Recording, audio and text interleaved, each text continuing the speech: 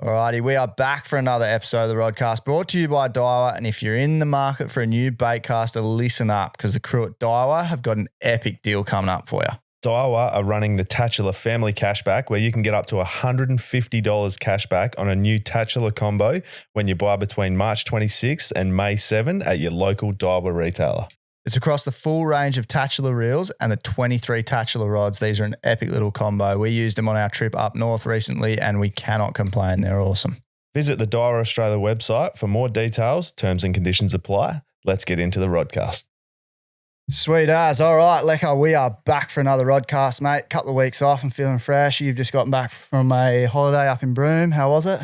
It was very good, mate. I had the chance of fishing with one of our old guests, so John O'Ellis. I'm sure we'll end up talking about it, but we got a pretty good guest in the seat here today, mate, which is more exciting than my last trip. We do, mate. I'm pumped for this one because when we were sort of, what would you call it, sort of brainstorming about the podcast and who we might want to get on and that sort of thing, the natural thing for me to do, I was watching a lot of YouTube at the time and I was getting into boat fishing, a new style of fishing too, which was inshore fishing out my tinny, and I looked for a lot of inspiration on YouTube, and one of the main guys that I watch is this fella that we've got here. That's Scotty Jessman from the Saltfix YouTube channel. A lot of our listeners were pretty pumped when they heard that Scotty was coming on, so thanks for coming on, mate. Honoured to have you in here. Cheers for having me in. Mate, we start every episode. I think you know how it goes. Last fish you caught. You fish more than most blokes I know, so what was the last fish you caught? It was a Spanish snook. No. It was a snook, yeah. You got me there. I was like, oh, here we go. Off to a good start. Last weekend with my young bloke Zane, and we were trolling for Spanish mackerel, and we got a double hook up a snook, and that was the last fish I caught. Yeah, that's all right. Oh, a bit of bait at least. Yeah. Luckily, Zane came up. Oh, he pulled the hooks on a mackerel right next to the boat. Like, did he really? He got one.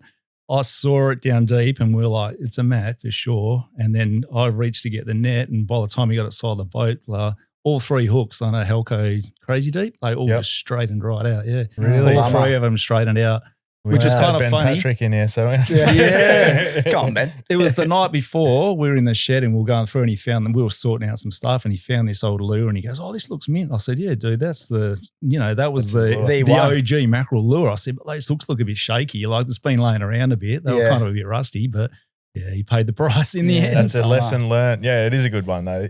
There's plenty of times I've gone to throw a lure on and the hooks look rusty, and unfortunately, it was my second week in a row we dropped them out. I dropped one the week before as well, like bit through.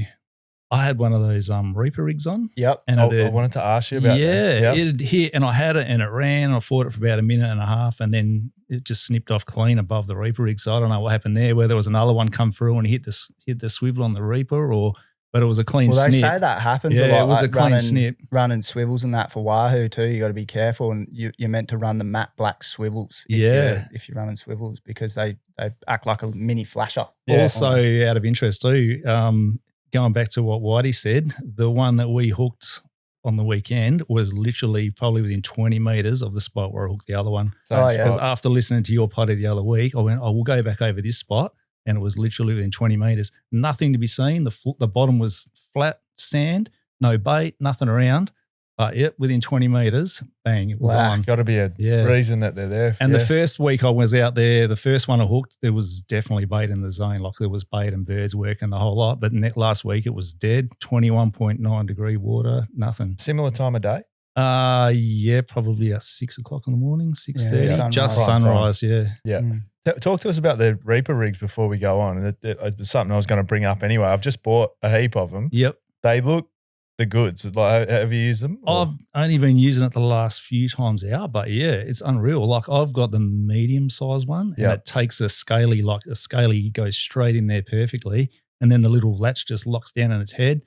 We trolled around for probably an hour and a half, and the same scaly was on there the whole time. And swam good? Swam good, yeah. They swim straight away as soon as you put one in.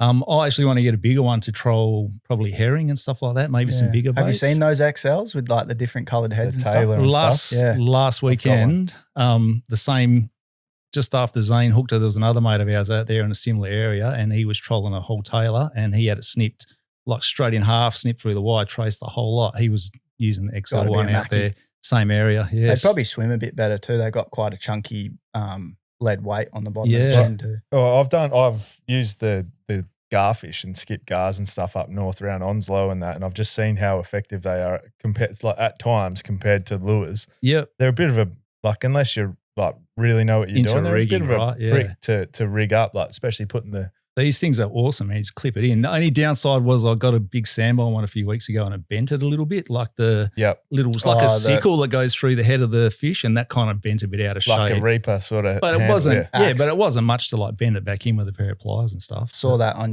one of your latest videos. And potentially the wire trace and the hooks could probably be a little bit bigger. Yeah, you could beef them up a bit. Which is, probably some feedback other people are giving to them, I guess. I don't know. I haven't really spoken I can't wait to use them. They're a good concept. I've actually, just while we're talking about mackerel and trolling and different, approaches to doing it, I looked into planer fishing. Have you done much of that before? I haven't, no, but I saw your Insta post. Yeah, so I just thought, you know what, we got this massive community of fishermen, a lot of good fishermen too. I'll reach out and see if anyone's got some info on it. And I spoke to a guy, I actually don't know his name, but his Instagram is Captain Hook. Yep.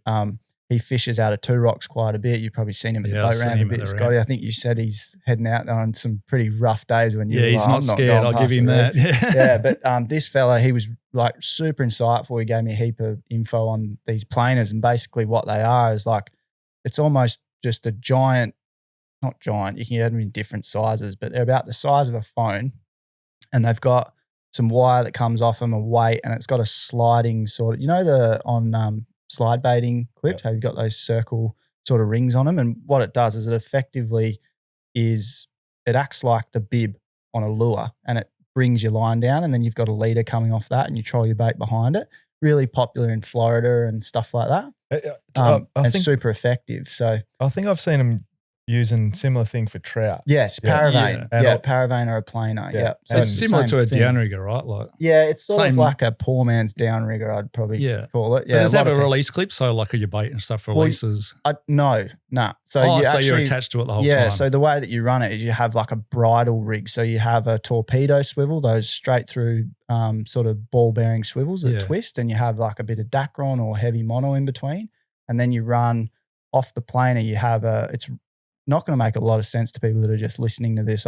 Maybe I'll throw a photo up on the Instagram or something like that so people can understand what we're talking about. But it's you've got basically a snap swivel on each end that you put through the eye of the swivel, and as you wind that up to your rod, you remove the planer and then you continue fighting the fish. So you wind the swivel onto your reel. Gotcha. So you kind of got to do it with an overhead. Anything from sort of like a Tyrannos 30 or a TLD or something like that.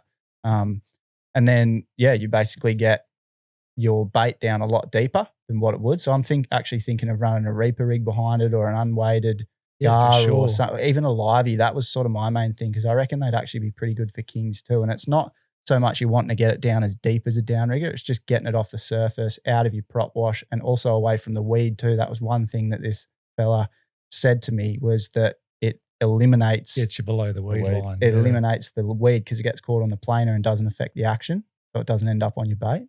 So what moved me to the reaper rig was I was experimenting recently with using the snap bait as a sort of to get it down, like using a whole squid. We were catching live squid on the beach and we're trying to troll, because I want big kingies, right? Yeah. So everywhere over east they use live squid, and I mean, it's hard to keep squid live, I guess. So we were just using whole squid, and I was using the snap bait with the 3 hooks because I figure that holds it. And with the head, it's not going to spin around, and you can drop them down pretty deep. So I started using that, and then I was butterfly and herring and using those as well. Yeah, they flap around a bit. So they flapped around and trolling them like that. And then these reaper rigs was sort of a new thing that come out. I was like, I'll get one of those and try that. So I don't think it swims as deep as what I was doing before. Yeah. But it's a lot easier to rig. Another guy that reached out, Brody Connolly, he's actually won TD Black from us on the listener questions ones. He's a real good fisher. He's over in Victoria. He said a common technique for the kingies over there is they'll troll one of these knife jigs like inline to their bait, and it just kind of fins, it almost acts like a bit of a fin and will be subsurface for liveys. So that might be an option too, like trolling a knife jig, as weird as it sounds. Yeah, like with a live bait behind it.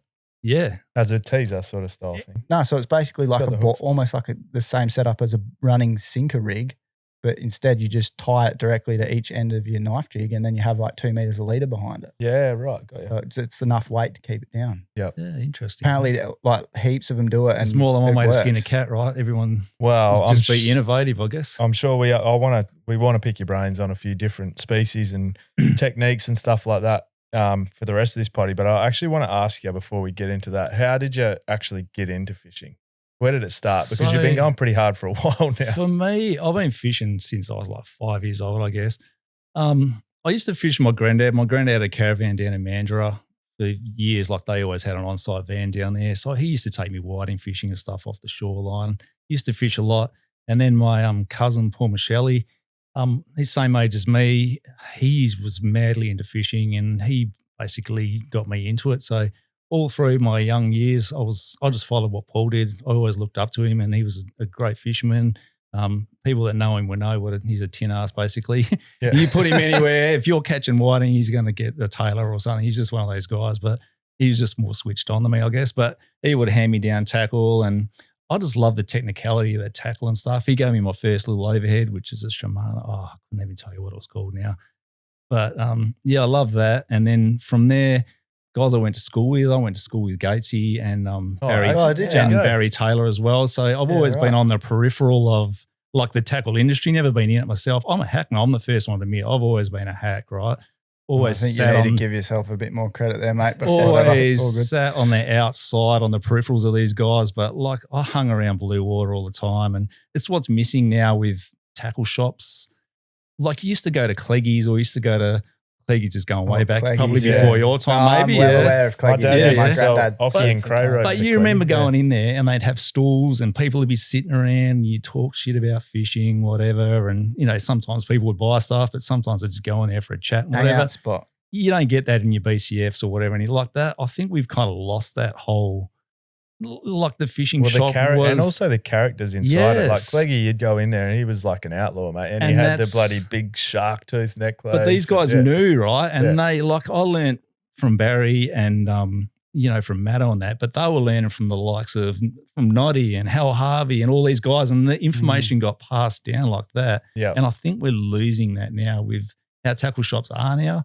Like the information's not getting passed down because they got 16-year-olds working in BCF or Anaconda or whatever, and the independent tackle shops are pretty few and far between now. So that style of it's a different delivery method too. Like even in a way, people are turning online for their information. That's what we're now, trying I to. guess. We're trying to tap into those OGs and the old school and the guys that used to work at tackle shops and stuff like that, and the guys that have been around a long time. And I feel like the information's coming. Like we're trying our best to get the information out. It's coming, and we're consistently. No, but you guys are getting all the OGs on, right? So we like you've had them all on, and like I said, I was on the periphery, but I used to hear the names mentioned, and I'd always buy like Barry and Buddy Matto. They were in the tackle industry. They were buying the latest and greatest, and then next week they'd sell it because they wanted the latest and greatest. So I was like buying all their secondhand gear at like half the price, and I was always on the peripherals, but I was never like really into it. Yeah. And then it wasn't till, I don't know, 10 years ago or something now that I started putting two and two together. Like all these guys that were good fishermen were the ones that were just putting in the hours. Just like footy, man. You don't train once a month and go and play in the grand final. Like you train 4 or 5 times a day and you get better at it. And it's like any sport, any hobby, whatever it is, the more you do it, the better you're going to get. And that's basically how my fishing, I guess it improved, but it's just weight and numbers, man. I just keep going and eventually the odds fall in your favour because you're out there. Those guys effort's going to beat talent every time. There's always those guys that you just think are kissed on the dick with fishing there's always talent, these like a guys, Max Sampson. He's a perfect example, but he also fishes as much as anybody I know, you know Correct. What I mean? So, but it's going all the time is how you notice the details. Like I get so many people contact me, dude, where can I find this? Where can I find this? I'm like, it's in your backyard, man. You just need to go looking for it. I'll give the same advice to everyone. I'll tell you the story. Like I used to fish when Zane was like 3 years old, I think. He was little, right? Son. My young bloke. Yep. He was 3 years old, so I didn't want to go out a long way with him, whatever. I wanted to keep him close to the beach, not scare him, whatever else. There was this one particular lump I used to go to. It was like 500 metres from the marina. We used to get Skippy there really regularly, right? But we used to go there regularly. Like I'd take him 3-4 times a week got to the point where we started getting snapper then. I'm like, hang on a minute, what's going on here? Like, but I'd noticed the small things, man. Hey, the water's a bit more milky today than it was yesterday. Or, hey, there's floating weed today. That wasn't there yesterday. The current's going this way. The temperature's different. Because I was going there 3-4 times a week, I was seeing the differences and noticing it. And it's got to the point now where I could just drive to this slum and go, yeah, it's not going to happen today. Carry on. Mate, that is such a great point. And I guess there's a lot of fishermen out there at the moment that want the leg up, or they are like, oh, when's the best time to go fishing? But you learn so much from failing and missing out, as well as that time on the water thing that you mentioned. A lot of people have got marks that they haven't found themselves, and they get gifted a lot of marks, and they go there and they go, oh, that spot's shit. Yep. But there's a reason why the marks are there. And the people that have gone there and marked it, it's because at a certain time that spot will fire. So unless you're willing to put in the hours, you don't really deserve to catch the fish off there. But you learn so much more just by going. And like I said, even if you have got a mark or whatever, go off there and try and find something yourself and figure out why, when they work best. I reckon it's a great point. I picked so when I started the inshore snapper, like getting into that a bit more, I basically just picked myself a 0.5 kilometre stretch of the 3 mile, if you want to call it. Yep. And I just learnt that stretch. I'm going to learn this. I'm going to move up 150 metres next time, 50 metres next time. I moved up and down it for the good part of a couple of years. Now I know that like the back of my hand now. I know, bait hold here. No, that's a dead section. If you guys have ever dived, have you ever done any diving? Yep. So when you dive and you're underwater and you're swimming along and then suddenly you go on a thing and everything's quiet and it's dead and nothing's moving, and you're like, what's going on here? And you start looking over your shoulder, hearing cellos and stuff. Yeah. And you're like, why is this section dead? Who understands why it's dead? I don't know. But there's sections of the ocean, right, where nothing happens and it's dead. And then you swim around the corner and you hear the craze going, and then there's, you reef fish and all out of there, and you're like, why here and not there? Yeah. And the same thing, when you're fishing for snapper, like bait will hold here, but they won't hold there. If you're not going there, you're not going to find them. If you keep going on that same spot, there might be bait here today, but there could be an even bigger school 50 metres along the reef and you haven't seen it because you're too busy going to that spot because that's the spot. Fixated on it. Yeah. Just talking about snapper, today did it kill you as much as it did me that their fisheries at the moment not open because it's perfect snapper conditions inshore, isn't it? This whole week has been inshore. Bit I know. Snapper jumping into people's boats and stuff, Yeah. It's not ideal, but, it is what it is. No, we'll deal with it, mate. Don't worry about that. Yeah. I want to talk to you about how did you get into YouTube as well? Because, the YouTube thing was a bit of a funny thing for me because I didn't really want to be on YouTube originally. I'm a writer, right? I used to write a lot. I was going through a bit of a period in my life, kind of a bit of a dark period. I was inside my head for a bit and I was writing a lot of stuff. I don't even know what it was. And then I started writing Western Ag. I'd lay in bed. I had a book next to my bed, right? And stuff would be going through my head in the night. And then I'd just wake up, I'd write it down, then it was gone and I could go to sleep. Otherwise, it would just be going around in my head all night. Always followed the Western Angler since the beginning. Like I had every edition. I had them all, and I always wanted to write for Western Angler. So I wrote a Western Angler article. This is way back when the inshore snapper thing was only sort of just becoming a big sort of deal. Wrote an article for Western Angler, and Scotty Coggs goes, "Nah, man, your photos aren't good enough." And I'm like, he's right. Like 100% he's right, okay? Fuck you, Scotty. Yeah. But I'm talking like back in the days where I had like a 3 megapixel camera, like their phone cameras weren't even a thing, and we had like a 3 megapixel bloody camera that it just wasn't good enough, right?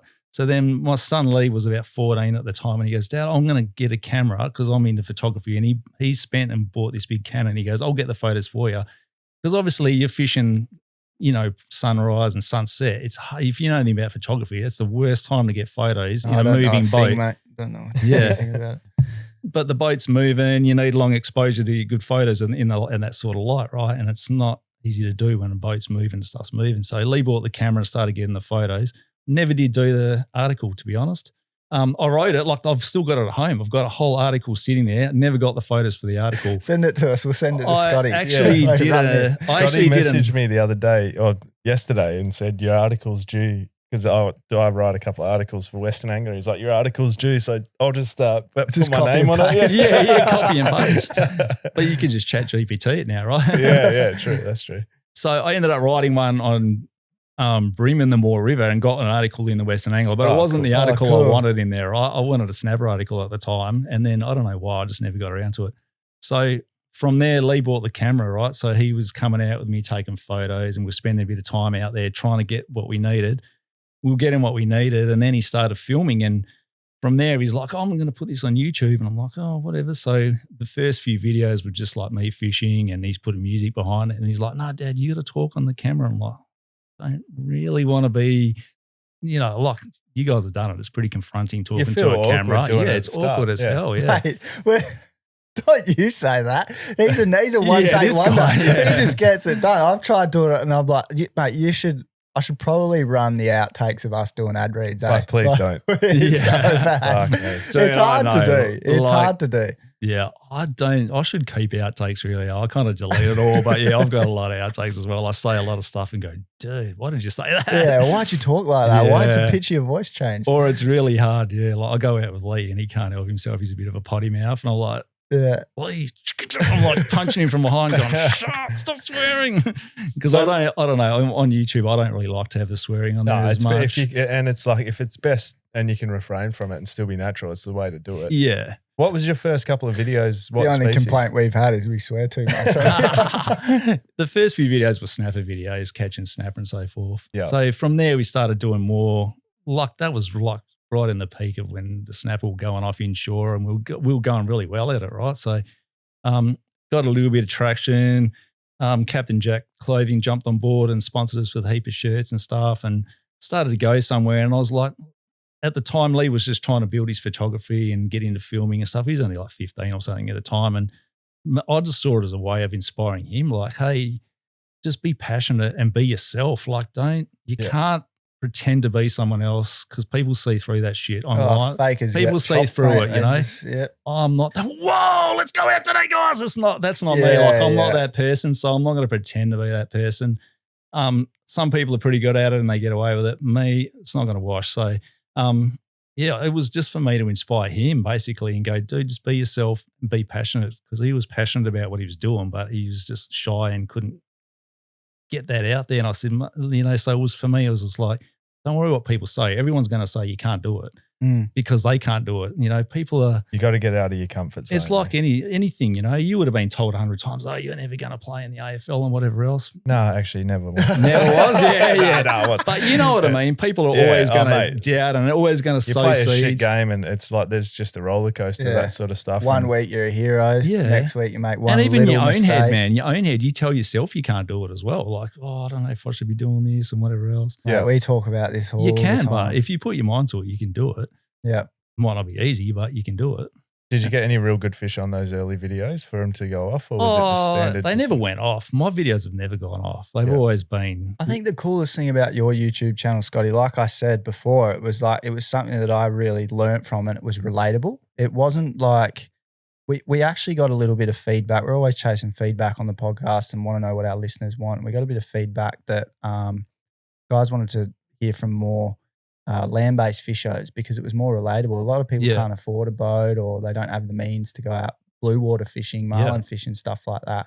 And I think that's where your channel did so well, and why I really liked it is because it was relatable. I just bought a tinny, and even though you've got an amazing boat, you got that Barron Outrider, which we want to talk to you about. Yeah.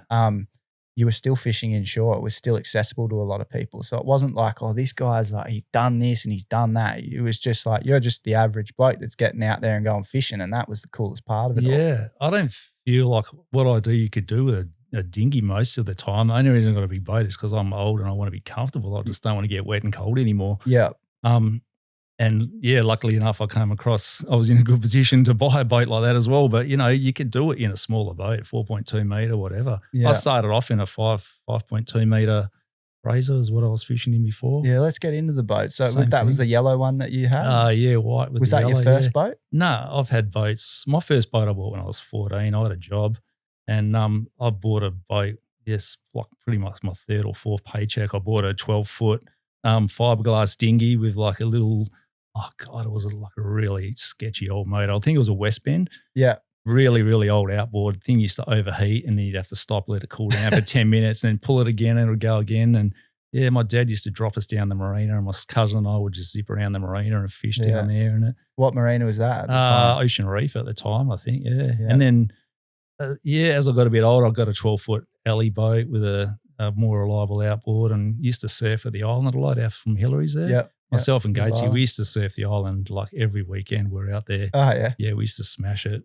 That was back in the day. Like, there was not many people really surfed out there then. It was kind of like a frontier land back those days, I guess. Yeah, I can see why. My dad got chased out of the water by a G-dub out there. Great white. Yeah, I've got a pretty good story about a big whitey out there as well, yeah. What happened? One afternoon with Gatesy out there as well, we had the same thing. Pretty much shook each other's hand and said one of us is gone. The other one keep paddling sort of thing, yeah. It was pretty sketchy. Fuck that. Yeah. Like late, right on sunset too. But yeah. What you had the tinny out there anchored up? Yeah, and it was just like, we were surfing and then Gatesy I just heard him go, oh, and we looked around and there's the big triangle. We're just like, uh-oh. And like we just shat, man. We just, staying calm. Like we just paddled like there's no tomorrow. And basically, look, one of us is in trouble here. And this thing just followed us the whole way back to the boat. No way. And literally we piled into the tinny and got out of there. And then. How close do you reckon it got? Like, I don't know, probably 10 meters, 5 meters. I don't know. We were paddling like it could have been underneath us for all we knew at the time. But we come in and then when I got home, the old man goes, oh, did you see on the news it was like a big shark at Hillary's or whatever? And we're like, oh, yeah, we saw it, all right. But you know what? And I'll show you. We went out the next day.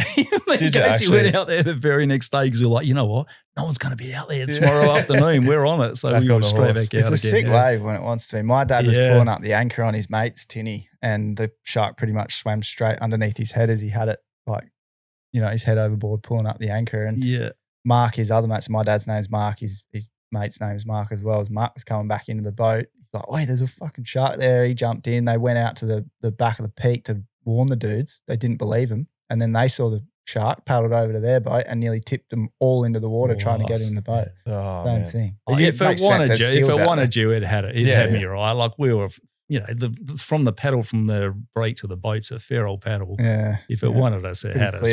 Clear water out there too. But anyway, back to the boats. Sorry. So from there. So I had a 12-foot dinghy.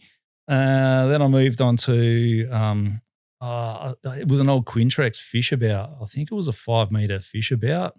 Really, really old, like a 1970 model one. They're sick, 50, those boats. Like huge deck space, but the thing banged. The Captain Mag did a refurb of one of them. Yeah, it was a. I saw that already. Yeah, it wasn't the most pleasant boat in Perth. Like it slapped in the easterly and stuff, and you got wet. But it was fun. I used it for years. We dived heaps out of it and had heaps of fun.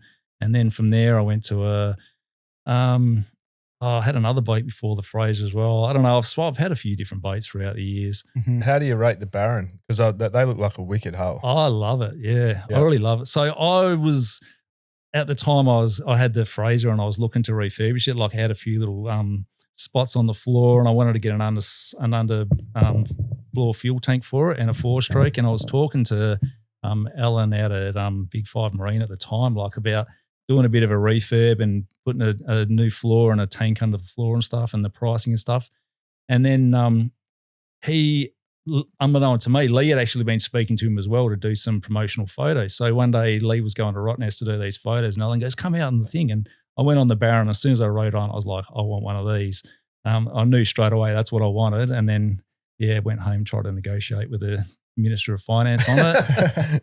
Pretty much ignored her word, just got one anyway. You know how it is. Asked for forgiveness afterwards. But I was genuinely so stoked for you because I was watching your YouTube channel a lot when you bought that boat and you went out. I think you went out for a sea trial in it, didn't you, and filmed it. And that was it. You talked about getting the pods on the back and all that. Yeah, so like I blew the budget. Like I'm only going to do this once. I'm going to get what I want on it and make sure I got all the what I wanted to get out of it. And everyone's boat's different. Like what everyone wants, it's what everyone wants, something different. What you need, what you want, what you're allowed to get, what you can afford. They're all like 5 different things, right? So it's all a bit of a balancing act on what Yeah, you got to find the magic Highly mix. customized. Your best boat's different to my best boat. I just want something I can stay dry out of the sun and out of the wind, because at the time I was doing a lot of snapper fishing in the winter.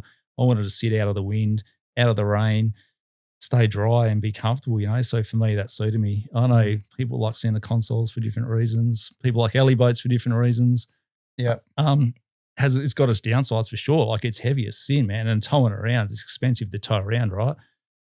And it's a pain in the ass. Like as soon as you start moving to tandem axle trailers, and don't even get me started on hydraulic disc brakes, like on boat trailers, it's just nightmarish shit. But it's just sacrifices you make, right? You do it. If you want to have a boat, you got to understand you're going to be doing maintenance and you're going to be fixing shit all the time. It's just how it goes down. Yeah, nice. What? So you mentioned your pink snapper fishing mainly inshore with that boat. What techniques are you using for inshore pink snapper, and has it changed much from when you wrote that article years ago? Pretty much exactly the same, right? So years and years ago, Chris Still used to work for Blue Water Tackle as well. You guys might have heard of him. Still, mate, just a side note on Chris Still, he has written some of the best articles in Western Angler that I've ever read. There's one that he wrote about Mulloway, and he wrote it in from a narrative point of view, the story of how a Mulloway moves from the sound and then into the river and out behind the 3 Mile and spawns, and it was like you were reading a novel. Know the episode. Yeah, I know the I'll see article. if I can find it, but yeah. Anyway, so because Stilly was at Blue Water working with Barry and Matt, and I also know Still through family reasons as well. So I've known him for a while, and he wrote an article on catching skippy. Actually, he was out of Mindara, and they were catching skippy on Sunset. And for a while, all the boys, the Blue Water boys, were all into it, catching skippy on Sunset. On soft plastics and just basically half muleys just floating down the Burley Trail. So we started doing that, getting skippy and so forth. And then snapper started showing up more and more. And from there, I just sort of refined it, I guess. Just half muleys just floating down. That's stealthy as you can, and away from the boat. Like the snapper, I've heard a lot of theories on you guys on your potties before. People have got a lot of theories on snapper, moving in and out, blah, blah, blah. The more I look at how the drone guys are doing things, the more I think snapper are just everywhere, man. I reckon they are just everywhere. They're just really spooky, eh? They don't like boats. Like you pull up, that's why when you're fishing from a boat, when the sun comes up, the snapper bite literally shuts down because they see your boat, they see the shadow, it's over, and the drone guys will drop a bait out there an hour later and they'll pull one out from there. It's not that they're gone. They just get a lot more spooky, I think. And for me, cast away from the boat, like get it as far away from the boat as you can. Are you burleying? Yeah. I'll burley like a beast. Yeah. Scotty, I'll just get you to pull that boom arm down just a little bit down. Yeah, just so we can see your pretty face. There we go. No, all good. Perfect. Yeah, no, we burley like beasts. Especially when Jack comes out with me, like I'll bring burley, he'll bring Shout burley. Out to Jack. Yeah, Rush Gang Fishing. You guys are probably all watching him anyway. Yeah. But we burley up like crazy. I don't think you can overfeed snapper, and that attracts other stuff around, right? So the Sambo starts showing up and whatever else starts rocking up. I think, tell me if you think otherwise, Scotty, but I reckon the burley is more there to keep them there. I don't think it's necessarily bringing them in. I think they pass through and they stay there once the burley's there. I agree. That's sort of my theory. Feel like they're passing as well, yeah. I feel snapper are more of a pelagic fish than they are a demersal. In my eyes anyway. I feel snapper travel a lot more than what people give them credit for. I reckon, I don't know too much about the deeper stuff, but inshore in particular, because they're moving around from lumps, mark to mark and stuff like that. On the deepest places I've fished, like, I don't know if you go out towards the shelf or whatever, then I feel maybe they are moving around, but there's certain spots where it feels like hold fish. But yeah, inshore, I'd agree with you. Same sort of thing. But it's funny though, because you have what works for you, but then you have the guys like Al Bevan who uses the boat noise to actually bring in fish. And I suppose that's just a consistency or a creature of habit. And you hear the crayfishermen or whatever that'll pull up and, the snapper almost come to the surface. They rev the big diesel engines and then they're throwing craybait over every day. So then it's almost like feeding time at the zoo with some sort of snapper. But then, the stealthy approach, I in particular in a wreck fishing boat, that's sort of the way I go about it as well. Yeah, well, I noticed the difference when I purchased my electric motor. It actually made a difference to my catch rate. because I'm not lowering down the anchor. It's not the chain's not clunking around on the reef or the sand or anything like that. Yeah, it's definitely going to using make an a electric difference. motor. Right? It's a lot. You're pretty much anchoring in the same spot. You don't have stuff in the water that's going to sort of make unless it it's really rough, like if it's a blowing nor'wester and like if it's a nor'wester and a sunrise and a high tide, and there are those days where you can.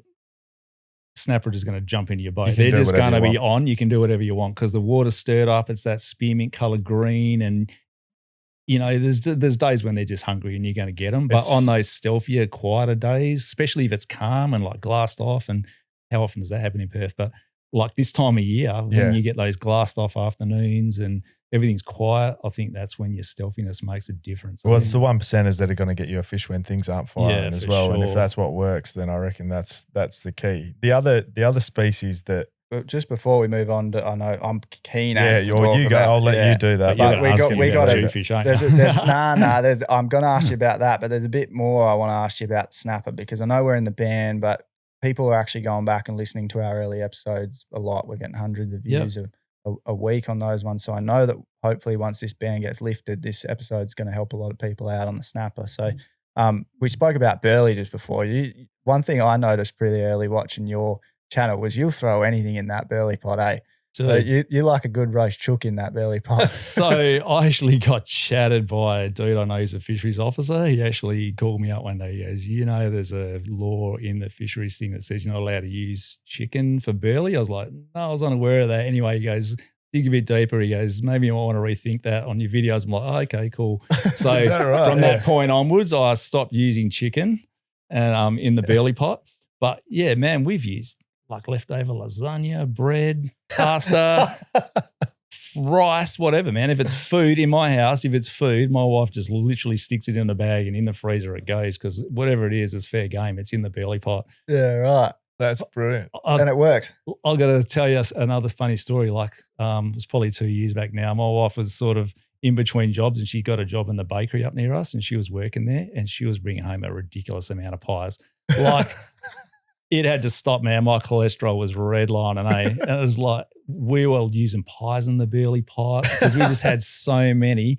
Because every day they'd come home and they'd be like, all these are going in the bin. So you just bring them all home. It's pretty funny watching you do it too because you always do an intro and you'll tell your viewers what you're doing and you whip out this like, I'm going to chuck a pie in there. Like so nonchalant. Like, I got this frozen old pie, chuck it in the burley. I try to be a bit more discreet about it now because I don't want people seeing, like I said, I got chatted.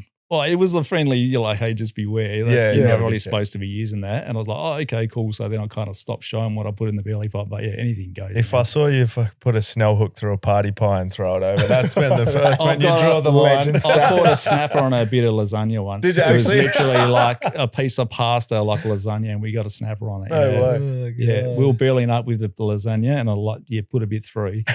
Well, another thing I saw you and Jack, so I said before, shout out to Jack from Rush Gang Fishing on YouTube, bit of a legend, Jack. I've had a bit to chatted to him a bit. Good dude. You were using blowies, man. Yeah, that was really Jack's idea, right? Yeah, you guys had a really good run on literally from toadies. He literally got a Dewey like first drop or something on a blowy. I couldn't believe it. Like he brought him out. He goes, I'm using these for bait and dropped one down. It was like smack, like instant too. Like they were hungry for the blowy, man. He got a good pinky and a Dewey like within 2 drops. I was like, what's going on here? Everyone's hungry and for I a think blowy. he did it just recently too. He did it off the beach and got a really good run off the beach recently too. Yeah. So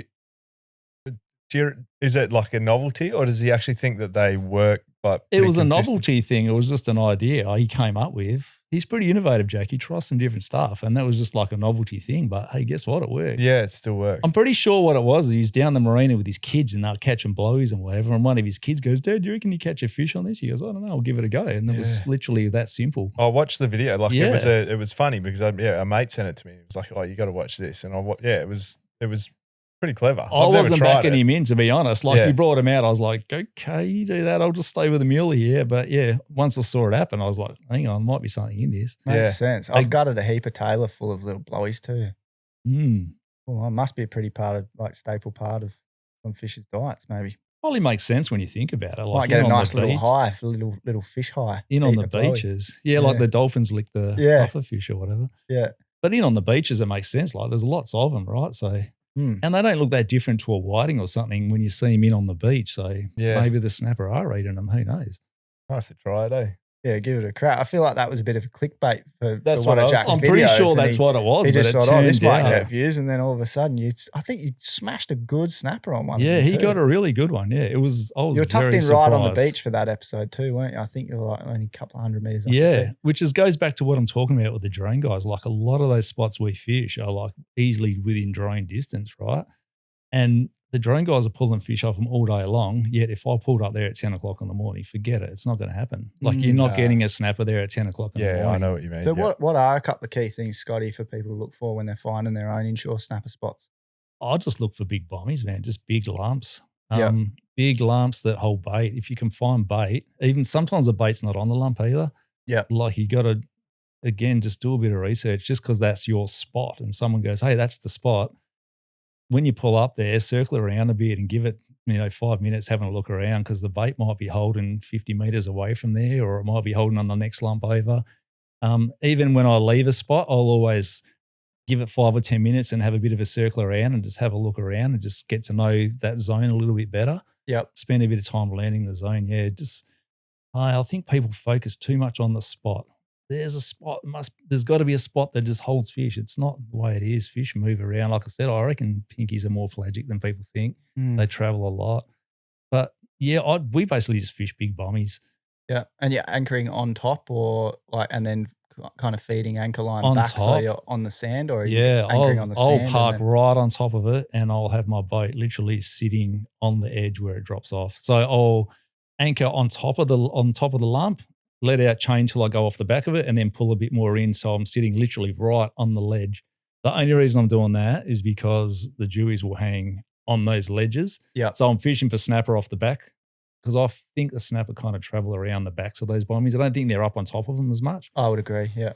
I think they're off the back like on the sand. Like look at the colour of the pinkies. They're mostly, I feel like they hunt on the sand a lot more than they do in the reefy zones. So I'll park like right on the edge and like I say, for the same reason is I'll fish for a while and I'll belly up, but the whole time I've got my eye on that sounder and then I'll see arches on the bottom and I'll go, they're dewies. You've bellied up, they've smelt the belly, they've come for a look and they're sitting under the boat and then it's normally it's just drop something down, they're going to eat it. Dewies aren't hard to catch, having right? A bottom meat or whatever down there. The soft I reckon the dewies always hit the soft plastics in the rod holder when you're doing it. Same thing, but why? Because the soft plastic's got weight and it's sinking right down onto the boat, right? Yeah, right under the boat. Yeah. Whereas the unweighted baits are kind of wafting, but they're further out because the current and the wind or whatever's pushing them out away from the boat. We had that day when we were out the back off 3 Mile and I was fishing off the back, casting as far as I could with weighted soft plastics and you were dropping them straight down with a heavier thing. You outfished me 3-1. Yeah, that was same sort of technique, and we actually caught a couple of dewies that day as well. But you were on the dewies. It makes complete sense. Yeah, I actually moved away from soft plastics a lot. I don't know why. I used to use them a lot back in the early days, and then just sort of moved away from them. But there's a lot of guys like Chris Dixon and that. He slays it on the softies. I love plackies. Yeah, and they are fun to use, right? They are cool to use, and they get hit just as much. Yeah. Especially if you're into plastics, like just using the gulps is the best. It's just like using bait pretty much. You can let them sit there. Yeah. A lot of people fish too heavy for soft plastics too. They give up on them too quick. They fish like 1/2 ounce jig head or a 1 ounce jig head. For me, it's like 1/8 to 3/4 ounce. Yeah, that That's was me max. too. The lightest jig head I can get because I want that slowest fall that I can get on it. I actually did a few experiments in my pool with different soft plastics ages ago now. I'm pretty sure I did a video on it. On sink rates and like tried different soft plastics to see which ones would sink the slowest. In the end, I ended up with the I think it was the Abrolhos 7-inch on a 1/8 head because they're one of my favorites. Because they're really thick, right? Abrolhos the bullwhip, yeah. And they had the slowest sink rate, and I was using those a lot because I had a really slow sink rate with the 1/8 head. Yeah. Some of the other plastics were kind of a lot more slim and they didn't float as much, but the bullwhips are like super floaty, and with the 1/8 it was almost neutral, so it would just sort of hang.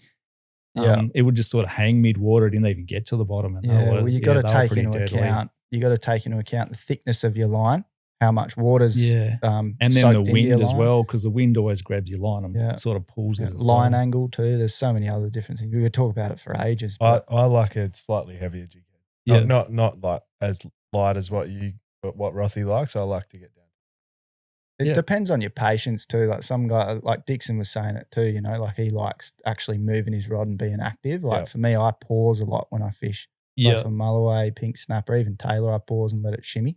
Yeah, so I'm a lazy depends bastard. on your style. I'll just throw baits out and sit back in a chair and drink my coffee. I'm mostly lazy. Yeah. You wait for the rod holder folder. Pretty much, yeah. Yeah. There's another species that I want to move on to because we put some listener questions out and there was a lot of interest when it came to you. Rothy, I know you're pretty interested in it as well. I am because I suck at catching them. I'm great at finding them, but I'm shit at catching them. And we're talking about the kingfish here. So mate. you're finding them, eh? I'm finding heaps of them, mate. That's the hardest part. Nearly every time I go out, I'm finding kingfish. I cheat a little bit and I throw the drone up in the air. So I'll have. That's something I've only used a couple. Like my eyesight's not what it used to be, right? So I don't really spot them as well. But when I've got Lee on the bait, we'll do that. Because Lee's really good at it. He flies a drone and spots them and. Yeah. But then I use seeing them in places where you just can't get to them as well. Mainly on top of the reef. But also I find the little ones will school up and they'll be smashing that tiny little glass bait on top of the reef. And then what I have found is I want to pick your brain on this, see if your experience is the same because I know you've been able to catch them. But actually the big ones always hang on the outside. I think pinkies sort of do the same thing. Yeah. But I have seen some monster kings hanging off the back of the reef. Dude, I've seen I try to get to them animals. and they're gone. Yeah, I've seen animals exactly the same as you. Like they're just too smart. Let's go from the beginning with the kingfish, Scotty. Like when did you kind of go, okay, I'm going to target kingfish, or when did you catch one and that's what sort of kicked it off for you? So it was a random day. I was just out with, I can't even remember who I was out with, and I was trolling like a skirted lure, right? And we were trolling in behind just some breaking reef there, and I ended up catching a kingfish. It was the first one I ever caught. I thought that was a bit random. Like, is this the thing or is it just a random thing? So we went back the next week and got another one doing the same thing, just trolling a skirt. So then I started going back there and we were getting a lot of skippy around that area. So we were just barely up for skippy, and then every now and then the kings would come in, and then, I just started putting the picture together slowly but surely that they, like you said, they're in on the reef. They're right in there. In the wash, like the kingies like movement, right? Same over east, they get them around the headlands. Same in New Zealand, they get them around the headlands or the sea mounts where there's a lot of movement. Yep. Wherever the movement is, that's where the kingies are. I wish I had a handle on them, to be honest. There's some guys in Perth that are way better than me, like I think Joel Borg. I talk to Joel a lot. There's a couple of other guys in Perth that are really switched onto it. I'm still on the peripherals of that as well. Like I wish I could get better at it. I find them, but like you say, seeing them and finding them is totally different to catching them. They are frustrating fish. Are you picking up a lot of sambos while you're the occasional ones? Yeah, but more not kingies. So many more kingies. I'll see more kingies in the reefs than I do sambos. Yeah, every now and then I'll see sambos, and they're generally big ones too. If you get a sambo on the shallows like that, they're generally like big 20 kilo models. Yep. And then you got to stop them in like. That's the hard part, right? So wherever you're getting them, wherever the kings are, same thing. They're in total tiger country. You got to get your boat in there, which is sketchy enough. And then B, once you get one on, you got to try to stop the thing in, 2 meters of water around bommies and shallow reefs. So they're not an easy fish. No, they're not easy. And the downside again is because you're in like super shallow water, it's crystal clear. So you throw an 80-pound leader out there, they're like, no, I don't think so. I've seen that before. Yeah. Forget about it. But you throw out a 20-pound leader, good night. You've got no chance. So, yeah, they're a tricky fish, man. Have you lost one that sticks? I've lost one that sticks to me. Yeah. I've got video. I'll show you on my phone later on. Yeah, one just absolutely sizzled me one day.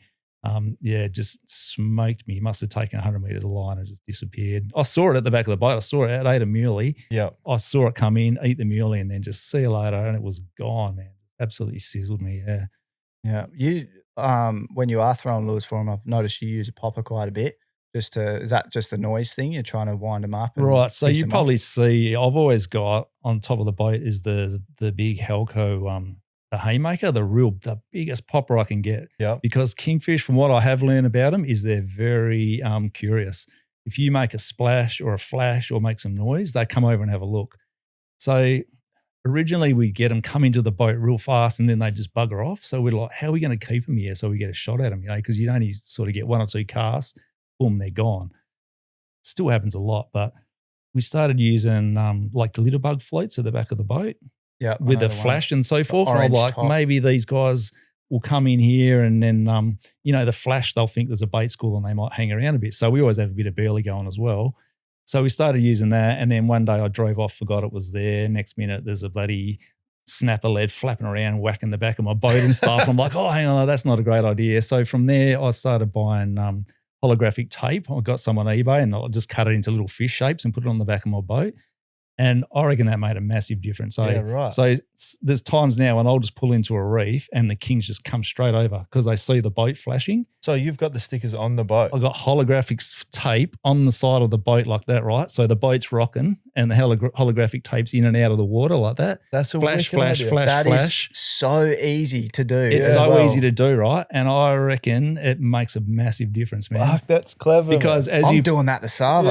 as you pull into those reefs, see, I'm an idiot because really I should have gone, hey, guess what? I've got these Saltfix stickers in holographic tape. I can sell them to you. Hey, they're coming out, all right? That's what you got Tall to do. Tales and Saltfix collaboration. But you pull into the reef a lot of times and they will just, boom, the kings are there. And I'm putting it down to the tape, man. They see the flashing. They're like, what's that? And they'll come straight over.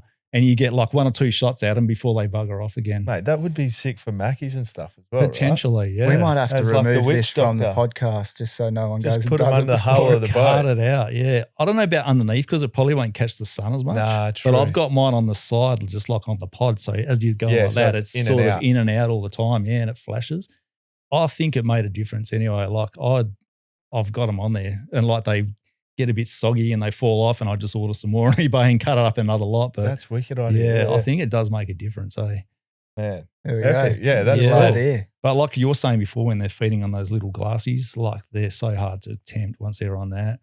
They just don't want to eat lures when they're focused on that small bait. What about live baits? Like I know Goat Man, I've been out with him. He's made me sweat. He'll probably put a fucking arrow through my neck with his bow and arrow if I say too much. But he's got some techniques for live baiting that he uses that are pretty out there. Yeah, I know. Have you got any? I know the Goat Man uses a lot of live bait. So this is another interesting thing that I found with Kingfish. Where I fish anyway, I never find herring where I find kingfish. If I pull up and there's herring there, I'll move on because I'll go, they're not here. Yeah, right. I've never caught a herring on the same reef where I've caught kingfish. And I know around Rottnest and whatever that happens. Yeah. I think it's different. But on these inshore reefs around here, if you pull up at a reef and put a bit of burley and the herring come in plagues, forget the kings aren't there. Forget it. Yeah, right. Because if the kings are there, the herring aren't there because They know their they're fate. like, I'm out of here. And you know another thing? I've never caught a tailor in the same reef as a kingfish either. I've caught tailor in other reefs around there. Like, on the wash, it looks like tailor zone. If there's kings there, I don't catch tailor. And I think exactly the same reason they get eaten. It's a good point. Or it's a competition thing. It's a good point as to like picking a spot. You move on if they're not there. But because like exactly that same point, because they're not there, does that mean that they're the best bait for them? Because I think they probably are, yeah. So that's what But Goat what- Man he'll tow around live herring and stuff. Eh? Yeah, well, it's like for one, it's probably the most available source of a bait fish that you can find. They're easy to catch, but Yeah. two, I think that they're just a snack for those fish. Like we had one towing out the front of Rotto, just in front of Thompson's Bay there, with a 6K surtate and got absolutely fucking monstered by one. Yeah. So it's just like a 100%. I wally. reckon herring would probably be the best thing. Live herring would be the best. Tommy Miller was the other one. He said like squid, live squid. Yeah, live squid. That's Would what you they use use that? over east, right? So I've never tried a live squid, but recently I've been using squid a lot. And I've gone to trying to catch my own squid in close. Yeah. And the difference between fresh squid that you catch or bait squid that you buy is like chalk and cheese.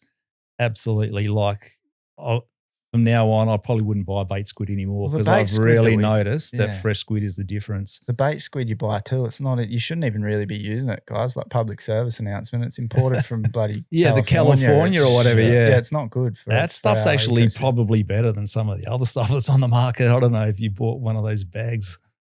I don't even remember the brand. now, Early but- bird? Oh my God, yeah. Early You just bird's open good. it. You don't even have to open it. You can smell it when you open the You're freezer dry and you reaching, go, eh? this is bad. Yeah. Yeah. It doesn't even stay on the hooks. very What's well going to either. eat that? Yeah, that's Yeah. bad. I'm doing a new tinny fit out. I'm fitting out my tinny, doing a few things, and live bait tank is like one of the main things that I need to nail, get it properly because I want to look into that more. Live baiting is one thing I really want to do more of, but in those shallow reefs, it's kind of really hard to live bait because there's just so much structure around. And I've tried using live skippy, and I don't know if you ever use live skippy. They just swim circles around your outboard and tangle your line through you, or they go underneath. And same with herring as well. In shallow water, they're under the bommy, and next minute you're snagged up, and it's just really hard. You got to slow troll them in shallow. Yeah, slow troll and super far back. Slow trolling is probably the only way to be able to do it. Yeah, it's something I haven't really done.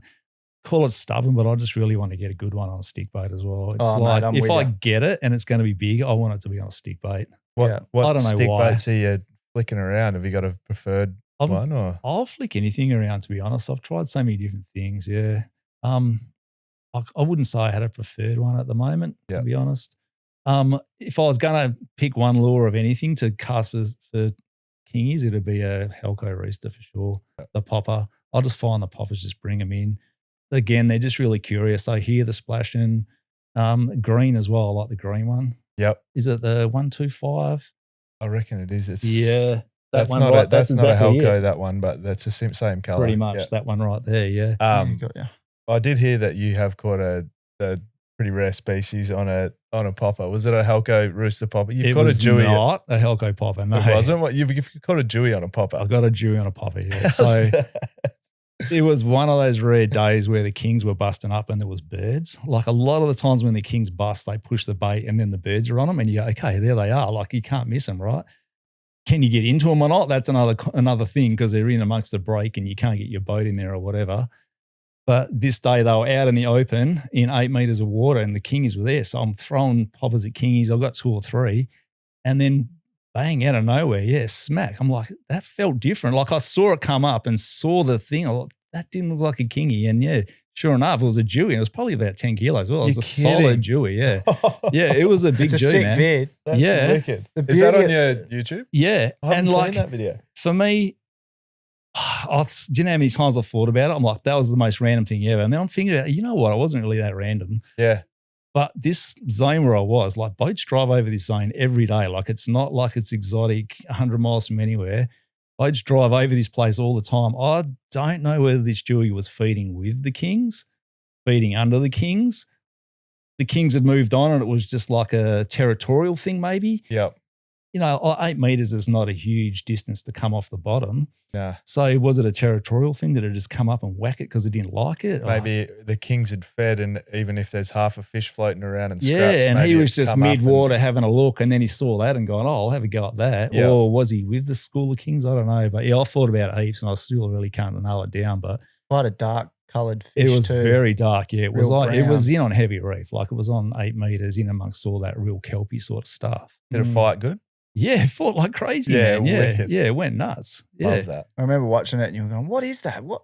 Is that a king? No, it's definitely not a king. Like, what is it? Yeah, because I saw it on the surface and I thought, that didn't look like a king. It was like brown. It fully came out tail slapped and everything. That's weird. Yeah. And when I saw it at the side of the boat, I was like, oh my God. I started getting nervous. I'm like, I don't get nervous very often, but that one I was nervous. I've got to land this, man, because no one is going to believe this. Nah, on a popper. Yeah. I've got to get it or no one will believe. That's got to be one of the coolest things about having cameras rolling all the time on your boat, having a YouTube channel, is you get to relive these memories and look back on them. And how good is it in 20 years that you're going to be able to go back with your grandkids? It's pretty cool. And show them what you used to do. Yeah. And just like memories with my kids as well. Like I spend so much time out with the boys on the boat, and it's all like memories I can bring up later. Yeah. Which is cool. If something cool happens, I've caught it on camera because I've always got a camera running at some stage or another, whether it's here, there or whatever, there's always one running. Yeah. So you catch everything, Your young fella Zane's been in nearly all of your videos. He's been in there for a long time. He's really getting into it now, isn't he? He's into it now, yeah. He sort of fell off for a while,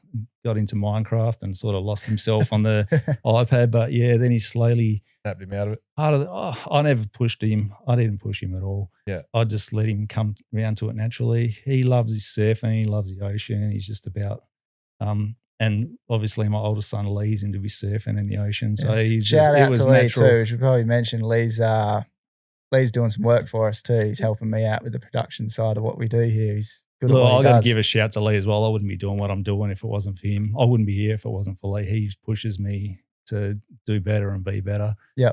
He won't edit for me, but yeah. It's because he's editing for me. Yeah.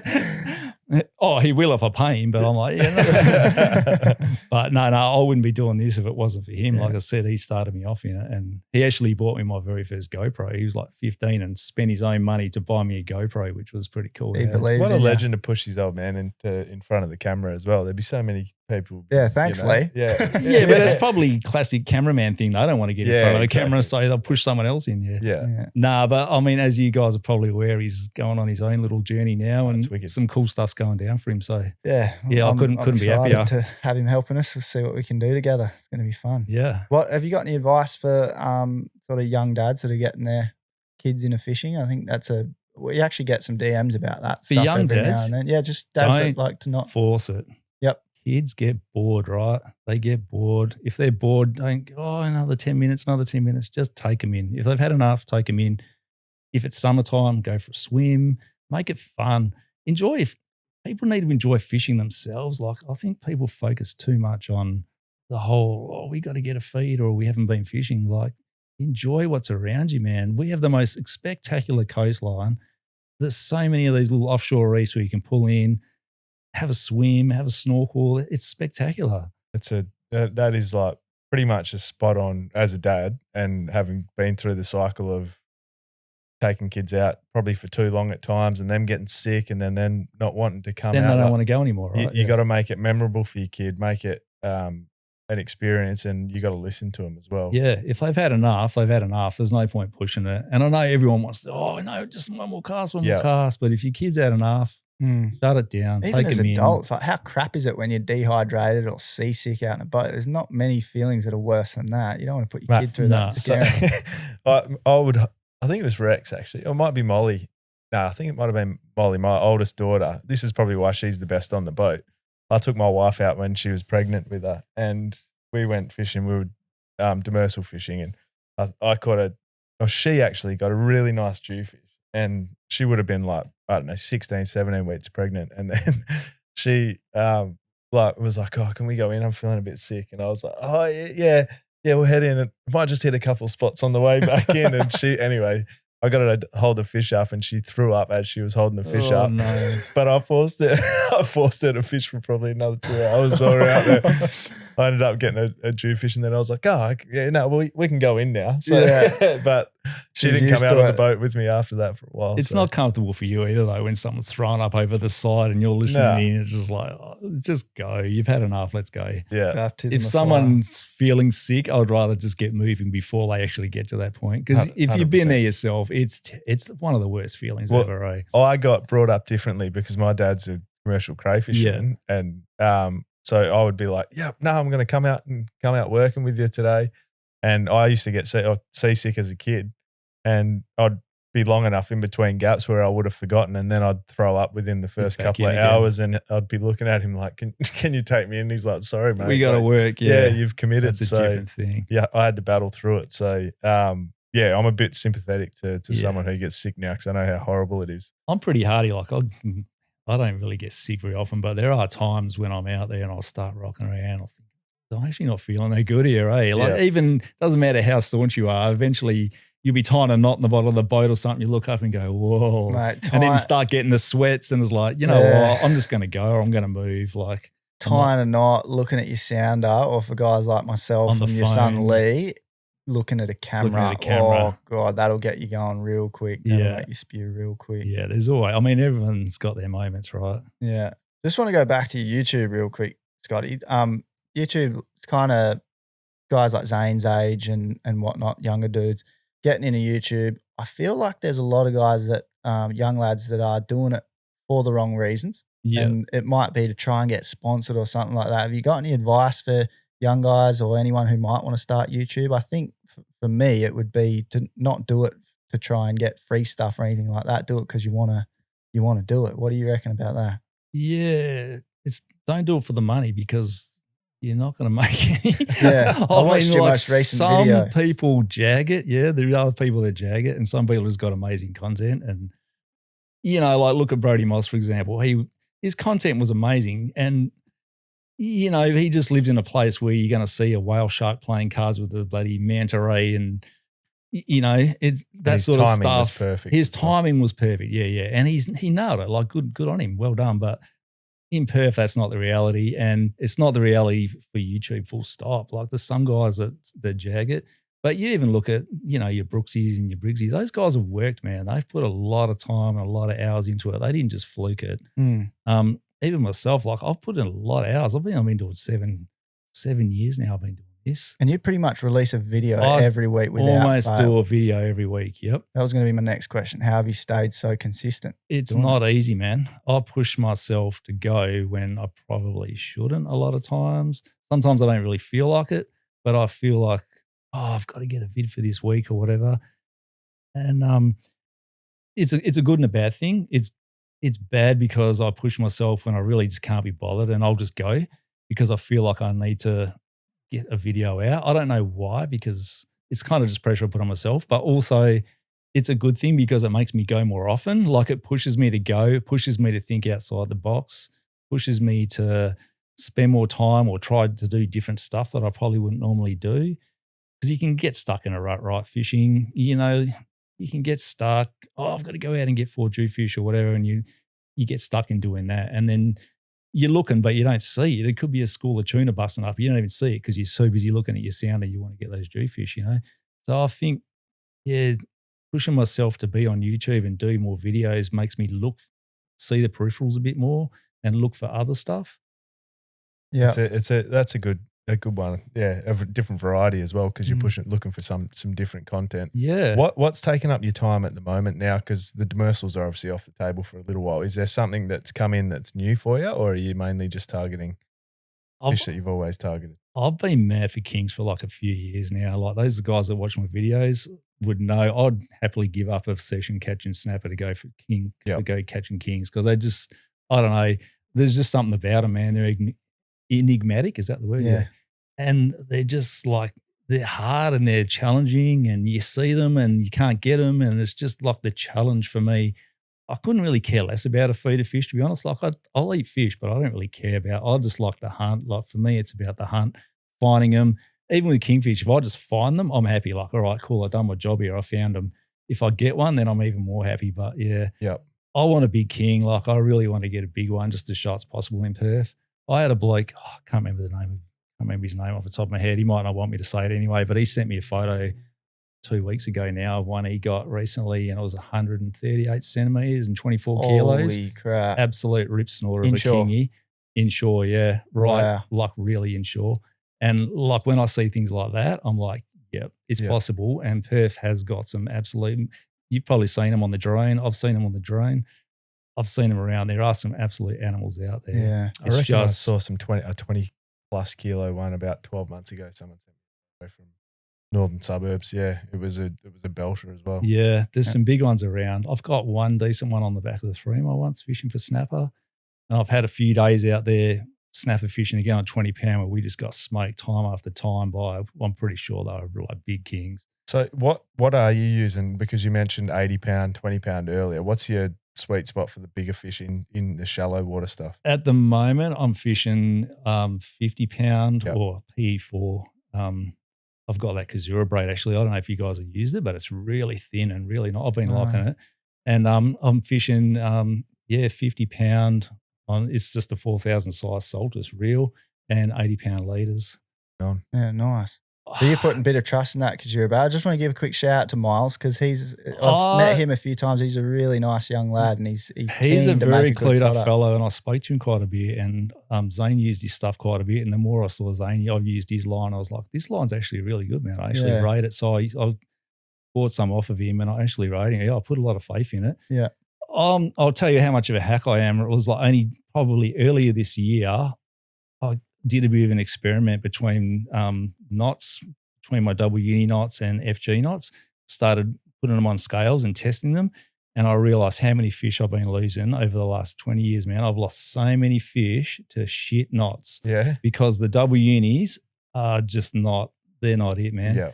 And I'd say probably only the last 6 months have I got the confidence that I'm going to grab spool and like pull on something and have faith that my knots are going to hold, because I've just totally flagged the double unis and gone to FGs 100% now. And you know yourself, they're a pain in the ass when it's windy, it's half dark, the boat's rocking, they're a pain in the ass to tie, right? Yeah. But I'll make the extra effort now to do them because I've experimented at home with different knots and I realised that I've lost so many good fish to what I was thinking, this one's bricked me on the rocks. No, my knot just slipped. Simple as that, man. And I only realised it probably 6 months ago. Yeah. Yeah. Yeah. If anyone wants a good little quick tutorial on how to tie a quick FG knot, Ron, the fella that just purchased Missing at Sea, he put up a good tutorial yesterday, real quick way of doing it between your fingers. Yeah. I think I saw that pop do up. it like that, man. And I was like, what did you just do? Yeah. Pelagic Pursuit, Matt Scholes does it as well, where he basically ties around his pinky and forms a triangle between these 3 fingers, and then he just does some way where he just plats it like that. It's done in like 30 seconds. Yeah.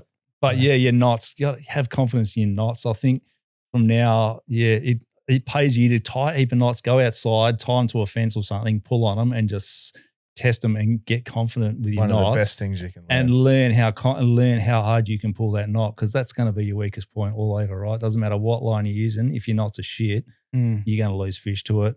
And it's taken me like a lot of years to figure that out. I like to say probably the last 6 months, I've only just got to the point where I'm confident to lock up properly. Yeah. Because I'd always watch these guys like Maddie and all that on Pelagic Pursuit and Brooksy, and they're like grabbing spool and like lean. I'm like, dude, how can you do that? Because I would never trust my knots to get away with that shit. But now I've got to the point now where I've like kind of got my FGs pretty good and I would trust them now, whereas I never would have before. So yeah, that's probably a good tip for everyone. Get your knots out and go and pull on them and just see how far you can push them. Then, that's the go. See how far you can push them. Before we get into the back end of these pods with the listener questions and wood duck story, I'm going to ask you that because I know how. I bet you got a good one. But what about different places that you fish? Because I have seen on your social media you've done a bit up in the Kimberley, and that's like I literally just got back from fishing up there, and probably one of my favourite things to do. And barramundi. Is that a bit of a passion of yours, or is that just something that you've done? I'd never done it. Like last year I did a 3-month trip. Yeah. All the way up to Darwin and back down again. Yeah, wicked. The plan was to fish the whole way. I wanted to fish a lot. We had a tinny, but the actual plan didn't really go as quite as I was hoping it was going to go. Obviously, I had my wife and Zane with me, but we were sleeping in a rooftop tent with a dinghy behind me, and the logistics of getting a boat to the water, like if you've been up north, there's no way you can camp literally on the bank because of the tides coming in and out, crocodiles, mosquitoes, whatever else. So the fishing didn't really happen as much as I'd hoped it was going to. And my wife she's not into fishing, so she wasn't coming out the dinghy with me, which means I'm dropping her. Leaving her in the rooftop tent back in the tin. In a mosquito-infested swamp while we go fishing for a few hours. So it kind of didn't really work that way. Yeah. But yeah, I was determined I was getting a barrow while we're up there. So we spent a lot of time. We spent 2 weeks around Kununurra, and I put in a lot of hours fishing the rivers around there. There's a bloke on Instagram I'd spoken to, used to live near me, Jack, and he lives up there. And I contacted him, said, hey, I'm coming up, Jack. Can you give us any pointers? And he gave us a few pointers and goes, yeah, try here, try there, try there. So we put in a few hours. I actually hooked one, I think, on my 5th cast on the lower Ord. Yeah, probably my 5th cast. I hooked a barrow, did the whole jump thing. I was using a single hook in like one of those tsunami shad things, and it just threw the hook, classic barrow style. But I was like, oh, wow, so it's possible, right? Later that day, I hooked another one in another river, and then we spent another 2 days and got nothing. So we were about to leave Kununurra and move because we were going up to, we were heading further up to go to Darwin. So Jack called me that night. He goes, dude, what are you doing tonight? I said, nothing. He goes, I'm taking you fishing tonight. So he took us out. I got to be careful what I say now, but he took us out, bush bashing through the thing. We're on the fresh water on Lake Kununurra. Yep. Bush bashed through some tracks and took us fishing. And literally, I wasn't even out of the car yet, and he was hooked up to a barrow. You guys probably all saw it. It was all over the internet, 140 odd centimeters. Like it was off 135 centimeter mat. This was way off of that. Like we estimate at 140 odd. He was onto that before we were even out of the car, and it was like, this is out of control. What's going on here? So that was my night. Like I'm like, we can go home. I've seen it. That's not going to get any better than that. Cheers for not letting me get the first cast in. Yeah. So after that, Zane ends up getting his first barrow, which was 75 centimeters or something, like literally 3 casts later. And I'm like, wow, how good is this? So then I got one probably 81 or something again, another 2 casts later. How good. I was sort of sitting on the rocks, and Jack's got a bit of a thing going with his wife who can get the biggest barra. So he's sending photos to his wife going, look at this, babe, let's see you beat this one, blah, blah, blah. Meanwhile, Zane casts out again and he gets a 101 centimetre barra, like straight up his second barra ever, breaks the metery. Yep. And then I got one about another 4 casts later, a 110 straight out. And after that, we're just like, you know what? You pulled a 110 out of there. I'm like, barra fishing's been ruined. My second barra. So Lake Kununurra, they stocked barra. They're stocked barra. Yeah, that's why they're getting so big. And I think they're pushing hard to try to restock it now. There's a big push from all the locals up there to stock it. We had a guy actually reach out to us last week just to see if a local could come on and talk about it. The Broome hatchery closed, didn't it? We should be stocking as many of those sort of lakes. I think they put over 1 million. I don't know off the top of my head. I think it was over 1 million barrels they put in there over years ago or over the years. But yeah, there's some big animals in that. Yeah, I've never actually fished it. I've been to Kununurra a lot of times and mainly just fished the saltwater. But there's a meter 43s floating around in there. It might change my tune pretty quick. I don't think they're easy to get. And like I said, I don't think we fish the lower water in the salt and we fish the Pentecost in the salt a fair bit. And like I said, I hooked 2, but couldn't land one. But yeah, I think you've really got to be switched on. I'll be taking someone who's switched on. I've fished with John O'Ellis. Did you listen to that episode? Yeah, I did. Yeah. Mate, he is. Oh, know the guys. Birchie would probably know as well. If it's going to happen, Birchie would know. Well, Birchie fishes the salt. I tried to convince Birchie to take us to the lake because we had a nightmare a couple of days up there when we were up there last year. And he's like, I'm not fucking fishing the fresh. He doesn't fish. Yeah. He goes, those barra taste like shit. Yeah. He's a saltwater fisherman. But Jono with the scope and the active target, like that to me was almost ruined fishing. And he is so dialed into it. You literally are just moving around, spotting the fish. We were casting fizzers around and putting them in front of their nose, and you'd either see the fish interested or and like they'd literally swim and sit under your lure all the way back to the boat. The thing that got me was how often the fish would follow you to within like 1 or 2 foot of the bow. And then I reckon we had maybe 10 fish like buff our fizzers. We landed 3. He got a 92. I got a 79, and then he got another small one. And he was like, if it's not over a meter, he's not even bringing it in the boat really. He just like pulled a 92 up and he's like, I don't want a photo. Don't worry about that shit. Like, but the pause, how important the pause is, like within the last meter of the boat, the fish will follow it all the way. That's what blew me away. So being able to see the fish was crazy. And I reckon somewhere like Lake Kununurra would be. Yeah, potentially, because it's really big water up there. Like there's you don't know where to go. It's a big ass lake. That's what's always made and me it's look at it. full of catfish as well. So like soaking baits, and that's pretty much out of the question up there. Is it deep? Yeah. It's deep, yeah. Yeah, right. It's big There's water. sections where I think there is sections where it's shallow, yeah. But it's deep in places, but it's beautiful. Like the scenery out there is spectacular. Like I never even realised, man, how beautiful it is out there. Yeah. And like it's fresh water and like it's calm, like you're on a river. Like so it's, you can fish here in the middle of the night and it's pretty safe. There's not even, there's potential for big crocs there, but I think they pretty much they've always got cages and traps there for them. But yeah, I wouldn't.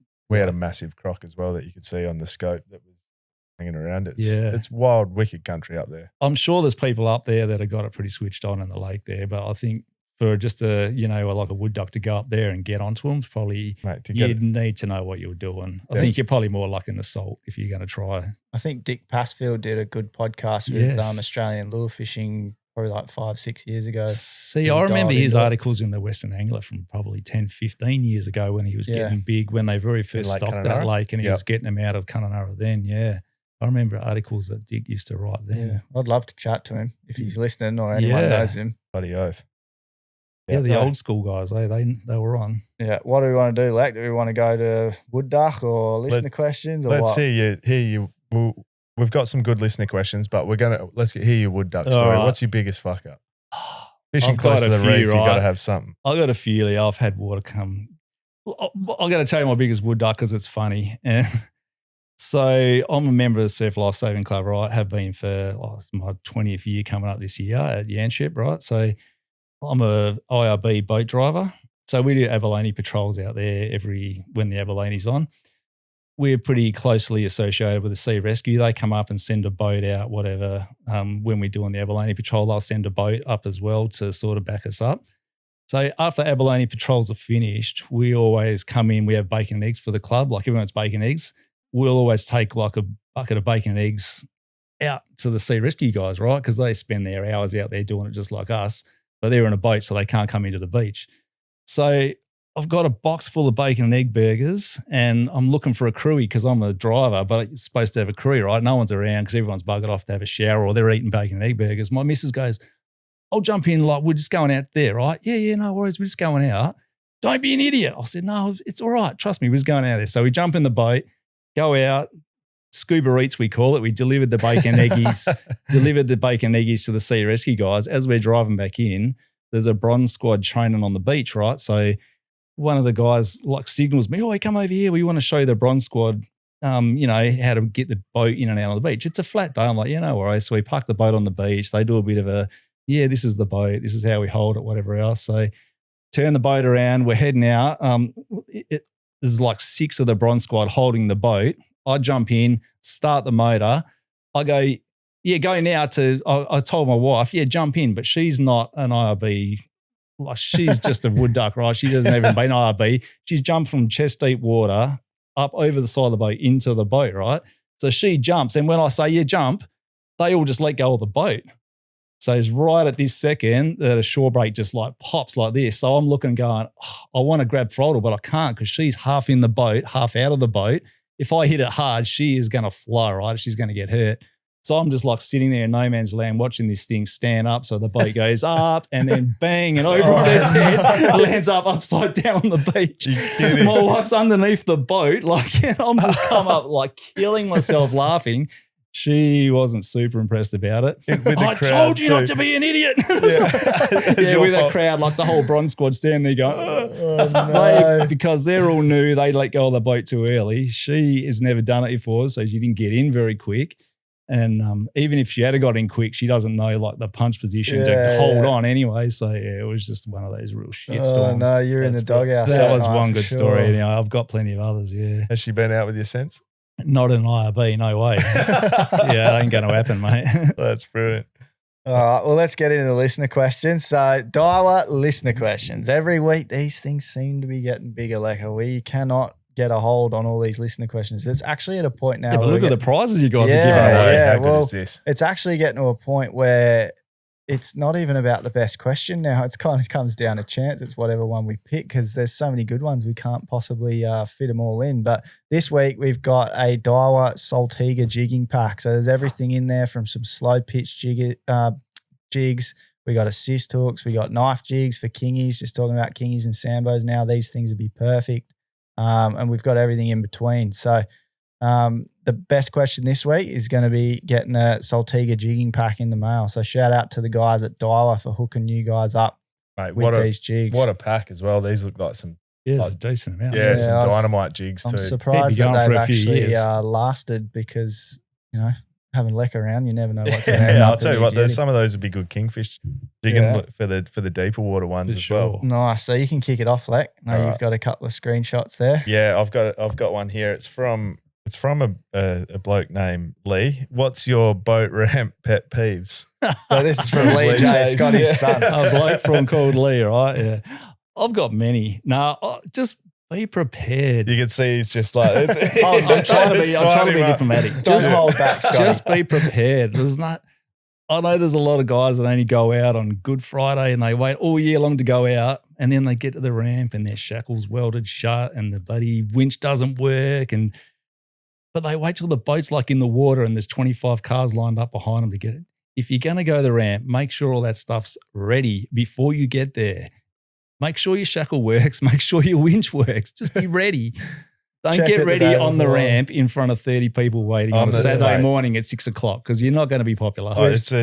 Mate, nothing grinds my gears more than when like there's a big line at the ramp, and you can actually know someone up on the jetty and jump them off. They can go and get the car, but people just sit there waiting, and they finally get to the jetty, and then they think it's help other people, right? It's like what Whitey said, it's car order, not boat order. Oh, that's Exmouth though. It's definitely not boat order here. Yeah, but it's like just get off and get your car. Like nothing pisses me off more than that. Do you want to tell me another one that grinds me as well? I'm going to do it while I'm on the roll. Go on then. People that stop on the ramp to pull their bung out. They put the boat on the trailer, drive halfway up the ramp, and then stop and get out and pull the bung. Like, dude, I'm sure the water's going to flow while you're driving down the road. Like, I'm with you. I'm not going to get started. A lot of wood ducks out there. Nice. That was this is another one. I'll stick Lee, with you ramps. can't win. Yeah, by the way. Lee, you're unlucky. This one's from Dixon's Fishing, and the ramp must be something must be a point for you. But how early do you have to wake up to be the first person at the ramp every time you go out? About 6 o'clock. You're down the road. I'm pretty lucky. Yeah, I'll get there pretty early, especially in demersals when it's on. I'll be there pretty early because I just don't. It's not that I understand it takes time, right? But you know what I mean. You're frothing, you want to go fishing, and then you get caught in the line 20 cars deep, and it's like Two Rocks Marina too. It's only 2 lane, and it gets packed. But anywhere, Mindari, anywhere, they're all the same. They all get busy. Is there a competitive edge between you and anyone in particular at Two Rocks where you're like, fuck, yes, I'll beat him out? Is that why Dixon's having a go? Yeah, I reckon it is. That's me and Scotty Watson in Savannah. Like, if I see him on his balcony or something as I'm driving out of the bay, I'll send him a picture. I'm like, you weak bastard. No, not really. Down on the tractor. Yeah. I'd just like to be out there for sunrise, right? Because I'm going for snappers, so I want to make sure I'm there for sunrise. And if you get there a little bit late, you're not making the sunrise. It's spot on. And then there's the people that go there to miss the crowds and tie their boats up on the jetty and become the crowd because they're too scared of the dark. It's like, if you're not going to go out, don't launch your boat. Yeah. Yeah. So I got one here from Steve Clifford 8 is his username. At what point does better gear actually stop making you a better fisherman and just come down to skill?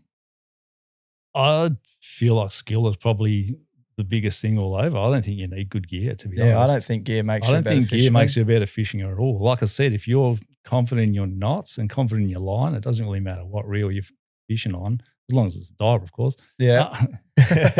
I don't think better gear really makes you a better fisherman, to be honest. I think people get too wrapped up in that sort of thing. And same as lures, like fashions come and go, and we've all seen it. This is the popular lure at the moment. Everyone's buying it. Everyone's catching on it because everyone's using it. So next week it'll be something else. Everyone uses it. Everyone catches on it. I think at that higher end, it definitely is important. Let's say you're going for GTs or big kingies. You want to be sure in your 100%, gear. Like Saltfix or a Surtate can't hurt, or, you want to make sure you've got a wide through If we're stick talking bait. about real big fish, yes, 100%, because that drag's got to be solid. You can't have your handle breaking halfway or the real stem breaking halfway off. But by the time you've got to that sort of level, you're probably already upstaging your gear by then anyway. Same with spearfishing. I heard a podcast with Barry Paxman, and it does not come down to gear at all. Everybody talks about his skill. He uses a single rubber on an old school gun, and he uses one big oval lens mask. Like, he doesn't use new technology at all. He's just a wicked hunter. So, no, I'm with you there. Gear does not make you a better fisherman. I've got one here from DeMontes, I think it is. I think I know your answer, but it might be something different. What's the most underrated species to target around Perth? Underrated species to target around Perth. I reckon probably sambos. I think people don't rate them enough, eh? And the inshore sambos are crazy, man. Like in 20 metres or whatever, they go hard. I know a lot of people hook them out on the wrecks and that around Rottnest and stuff like that, and like they go hard for a bit, and then I think barotrauma kind of kicks in a little bit on them. But if you get one in shallow water, they can't go down, so they just go out and they pull pretty hard, eh?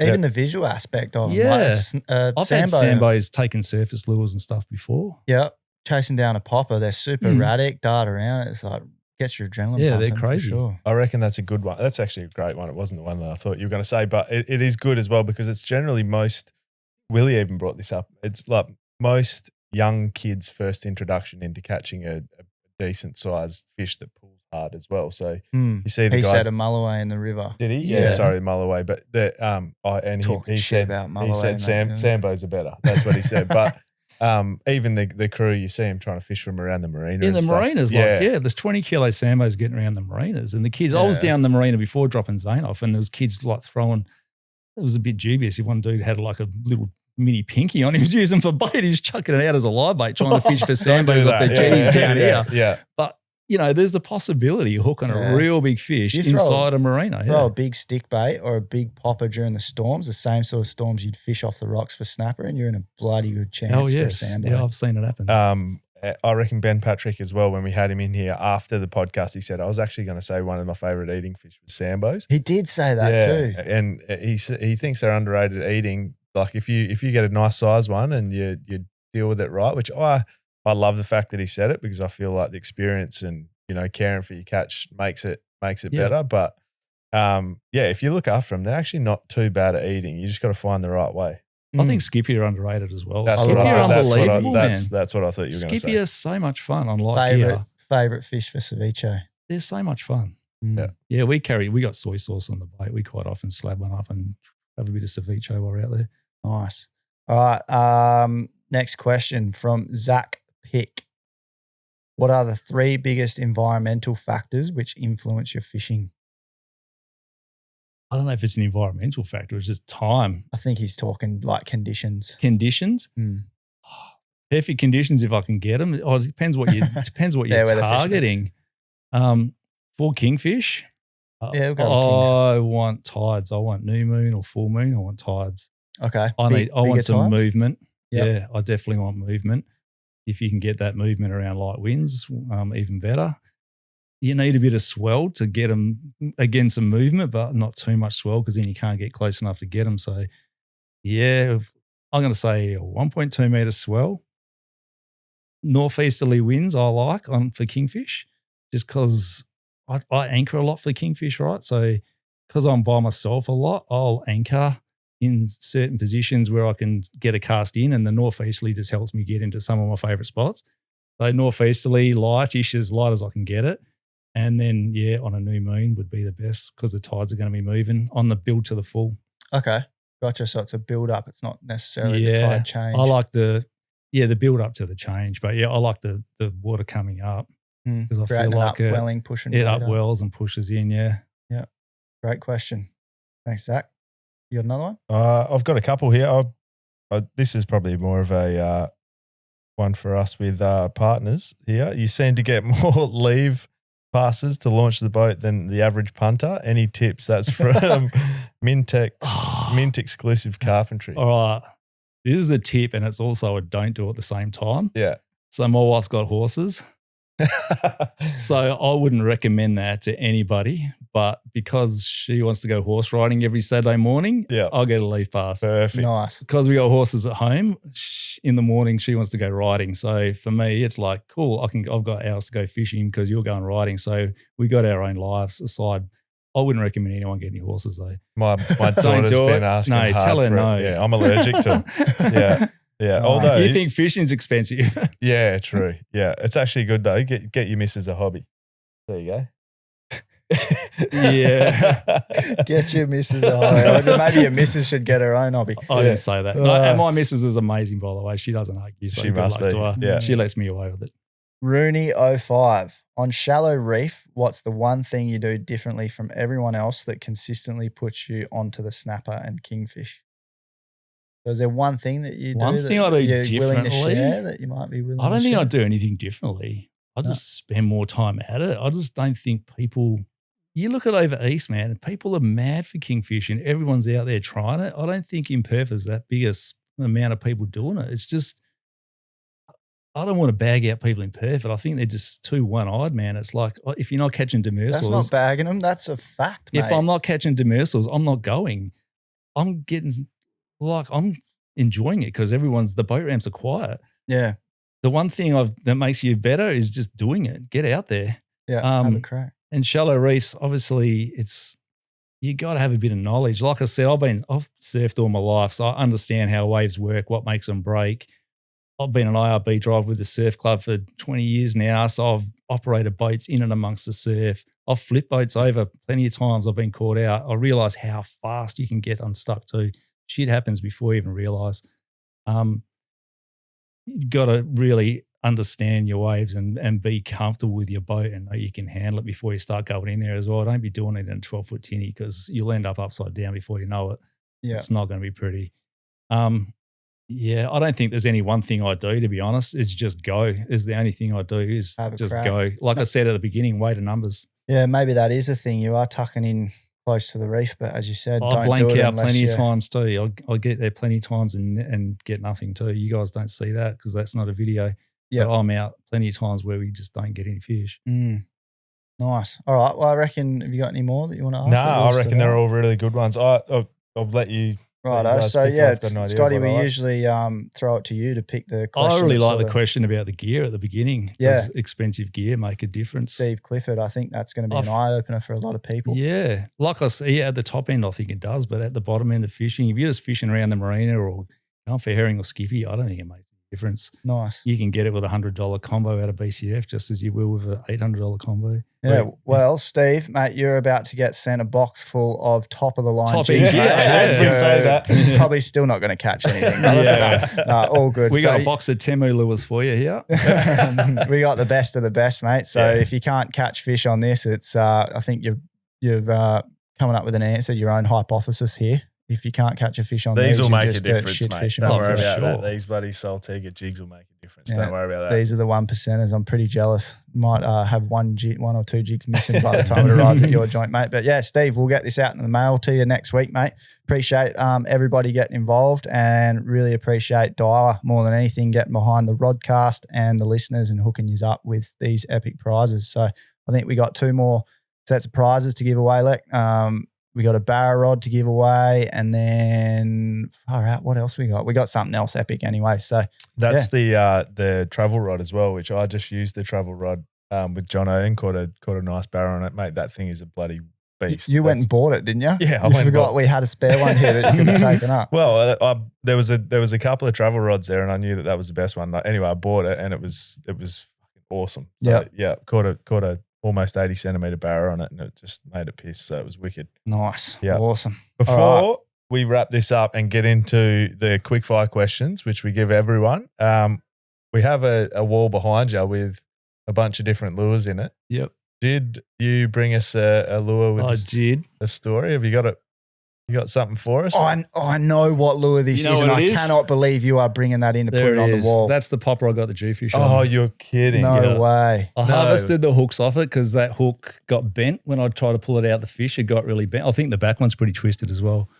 It is a little bit. No way. That lure is one that I got from Cam from Jubite Tackle. Gave it to me at a boat show about 3 years ago. I don't even know what brand it is or whatever, but it swims and it casts because it's heavy, and that's the one that got the Jewfish. Yeah. Wicked, dude. That is how good. Epic. Wow, it's pretty. I didn't know you had that when I asked the question earlier too. Yeah, that's pretty.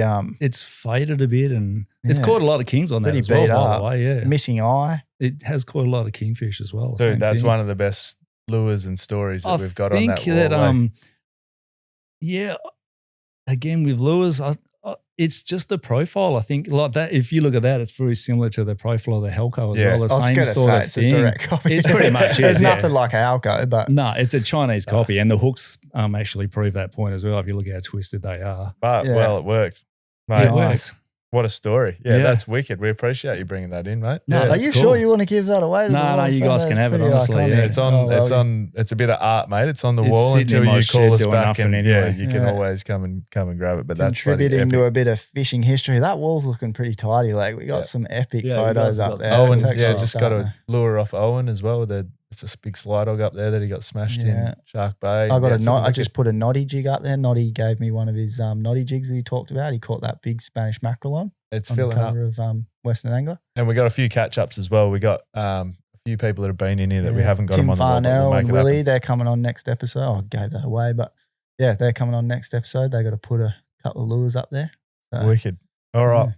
Well, mate, it's been wicked chat. Let's get to the quick fire to wrap things up. I'm interested in these from you as well. So we'll start with top 3 eating fish. 40, King George whiting, and Jewfish, obviously, I have to put at the bottom of the list. You know, third on the list. Mate, I'm not far off that. I reckon they're pretty spot on. Daiwa, Shimano, Shimano or Temu? Look, I've had a good run out of some Temu reels, to be honest. My young bloke, Zane, he's never stops buying stuff. Rothy made me add that one. Yeah. No, I've been a dial man forever. I don't know why. Because they're the best. They are. They're good, yeah. In your top ends, I think, like your bigger size reels, I don't think you can beat them. Mm-hmm. All right, one lure for the rest of your life. This is a hard one because is there conditions around this? Like if I just want to catch fish to eat and it's a survival situation. You're on a desert island in the middle of nowhere. You've only got one lure. Oh, You're going to starve if you don't catch fish. And you make it out of there, but you still have only got one lure. That's all you can use. yeah, but that's just boring because everyone's just going to say, "I'll go twisty," right? Because that's going to. I've changed mine from a Helco twist. I think I went to a whiptail, but after you go, twice now. I know. I think I've changed to a third lure now, which I'll keep going, and I'll talk to you quickly after. I'm going to go with a rooster popper just to be different. Yeah. Is it a 90 mil or the 80 mil? Yeah, great. I'm going to go with a rooster popper because I just love top water, and the more you fish top water, the more you realise everything hits it. Yeah. Maybe. Do we need to change? Sorry, Scotty. Do we need to change this to your top 3 lures? Maybe. No. One. No, keep it I'll one. go and get fucked. Even though I think I just gave you 2. I just gave you 2, but anyway. I'll stick to my decision. Yeah, a rooster popper. Because it brings in this side of the conversation. Like if you're fighting, but I've changed mine. But this is the third time or second time now. Those Ocean's Legacy Roving jigs. That's your number one. They fucking catch everything. Yeah, they kill micro it, dude. jig. Those Roving specifically, they just fall so slow. Dude, so everything, I reckon I've caught just about every, like you're not catching massive fish with them, but caught just about everything of the smaller species. Yeah. Well, all you need to do is catch bait. By the way, while we're on the subject of bait, before I move to bait, Alan, we just gave you the sickest plug ever. Hook us up with a bunch of Roving jigs, please. Yeah. While we're on the subject of bait, how's this your wood duck moment last week? I saw a fisheries there, which is great. You're encouraging people to go and catch different fish, but you're like, these yellowtail yakkers are great for sashimi. So I didn't say that. I didn't say that. You're like, guys, you can't catch dewies, but you should go and eat your live bait. I just was saying that we had a great day on the water. We caught 18 different species, and the yakkers, I said, Japanese love them for sashimi. And trust me, they go down bloody well. So when you're out there and that's all you can fucking catch. You ever eaten a muley? No, I haven't eaten a muley. No. Don't tell me you have. Yeah, I baked one on the top of a tilly lamp years ago. Or actually it wasn't great. I can imagine. The guys, the sardines, like the guys that do what are they called? The guys in Frio, they pickle them or whatever, and they fillet are they muleys? I don't know if they are. Or sardines and muleys, I think they're very similar. Yeah. That on like a cracker with a Corona is just about as good as you can get. Really? What's the name of the? Maybe I'm being a fish snob, but I think you can keep that. I don't know about mate. Well, if you got pickle stuff, it's like this is coming. Wasn't from that the good bloke, to start with? This is coming from the bloke that pulled out the bloody Icky Jimmy and the spine for Taylor. But seriously. Anyway, Taylor are good. We're both dickheads, put it that way. All right. That's all three of us. Eat your bait. Yeah, exactly. Yeah, it's how you learn. You're not a real man unless you eat your bait. It's how you learn what it tastes like, yeah. The guys in Broome catch the threadies and the triple tail on cooked prawns that they buy from Coles. Oh, really? Yeah, you literally, I've sit there literally eating. Well, on that, I do rate that Shinky Jimmy process too. That Taylor was I wouldn't have eaten Taylor before, not because it's bad, but just because it's quite fishy. I found that Icky Spike and then the Shinky Jimmy up the spine actually made the meat a little bit whiter. Yeah. And it wasn't as like a potent fishy smell. Interesting. I saw a demo of that at the boat show. Was it? Skip was showing. Yeah, he was doing a demo. Spence, of it. Spence, that's him. Yeah, he was doing a bit of a demo on it. It looked quite. We'll both be working at fucking Nobu before we know the way we're going. Anyway, all right, quick fire. Your best boat snack. I've always got muesli bars on board. Flavor? Whatever's cheapest in IGA. I've just got boxes of them in the front of the boat. There's always muesli bars up there because if you're hungry, they just fill you up. That's a good one. All right. Your bucket list fishing destination. It moves all the time. Now I've had a taste of the Kimberley. I really want to spend some more time in the Kimberley. But bucket list is probably the Cocos Islands. I wanted to go there for my honeymoon and we couldn't afford it. Now I want to go there to go fishing. I think, probably the Cocos Islands would be a bucket list. That'd be a cool little series for your YouTube channel too if you were to go up there. Yeah. Take Lee with you. Possibly if he's willing to pay his own way, which he's not. You'd be able to make it happen somehow. All right. If you could have a beer with any fisho, dead or alive, who would it be? I'm going to go on my granddad. Not because I never had a beer with him, but just how cool would it be to go back? Like he started me off with fishing, and pretty much, you never get enough time with your family, do you? So it'd be nice to go back and have a beer with my grandpa. Great one. Love it. Feel the same. Any advice for a young fisherman? What is it? Just keep going. Forget about photos. I think it's been said before by pretty much everyone that comes on here. Just go and enjoy it. Enjoy the process. Enjoy the learning. Look and see. Like a lot of people are looking, but they're not seeing. Keep your eyes open. Stuff happens. And if you're not looking, you won't see it. Like, a bust up can happen 50 meters to the side of you. If you're not looking, you won't see it. Keep your eyes open and spend time. The more time you're there, the more you're going to notice the small things which we were talking about before. Even the same place, keep going to the same place and you'll start noticing differences if you keep going with there. It, don't you? You kind of get this like sense of... Don't feel like you have to travel up and down the coast all the time chasing shadows. Get to know your local area and spend time and just smash it as hard as you can. Love that. That's a great one, mate. Great way to finish. I can't wait to get this lure in the wall. Bloody oath. We'll knock that in with the hammer in a minute. So, Scotty, I know you got a few brands that hook you up, look after you, give you a few little products that makes it a bit easier for you to go fishing. You want to give them a plug? Captain Jack's Clothing always hooked me up with the brighter shirts. I'm surprised none of the listener questions said anything about my banana shirt or There was one about donuts and bananas. The random shirts that I wear, look, they're bright. They look cool, man, and they last. Snapbait have been hooking me up for a few years with jigs. I get odds and sods from Dr. Hook Lures. Boomerang, are you involved with the Boomerang guys? Boomerang I got involved with Boomer right at his beginning. I actually reached out to him when I was building my boat, and he had only just brought their product onto the market, and he sent me one out, and I've been using it since, and it's been a game changer for me. Like for anchoring in amongst reef or snapper fishing. Yeah. We've all done it with the old reef picks. You've got to try to bend them back and they slip, or you got a bit of pipe and you're not whacking yourself in the head with it. They get rusty, you lose them. The Boomer's been an absolute game changer. I've had the same one for 5 years now. Haven't lost it. I lost it once because the rope chafed through, and then I went diving and got it back because I was so adamant I was getting it back. Nice. But it's been pretty cool. So check out the Boomeranker. Yeah, he hooked me up once and he hasn't had to hook me up again because, like he says, it always comes back, and it does. So sweet. And last but not least, your YouTube channel. Where can people go and watch your videos? Just Saltfix Fishing on YouTube. Yeah, and then Instagram Saltfix as well. Same all over. Beautiful. Go and check out Scotty's content, guys. I guarantee you'll learn something. I learned a lot when, as I said, I was getting into the inshore fishing out of my tinny. Mate, thanks for coming on. Thanks a lot for having me. And great chat. Legend. Cool. Tall tales. Yo.